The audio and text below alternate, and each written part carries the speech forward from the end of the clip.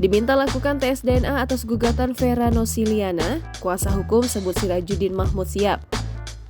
Suami Zaskia Gotik, Sirajuddin Mahmud Sabang, mengaku siap melakukan tes DNA atas gugatan Vera Nosiliana. Diketahui, Sirajuddin Mahmud Sabang dituding telah memiliki anak di luar nikah dengan model Yogyakarta, Vera Nosiliana. Selain dituntut lakukan tes DNA, Sirajuddin Mahmud juga dituntut dengan nominal 17 miliar rupiah. Rumor yang beredar luas itu membuat nama Sirajuddin Mahmud dan Zaskia Gotik jadi sorotan di media sosial. Namun hingga sekarang Sirajuddin Mahmud belum muncul untuk memberikan keterangan. Meski belum resmi ditunjuk sebagai kuasa hukum, Eri Kertanegara yakin Sirajuddin Mahmud siap melakukan tes DNA.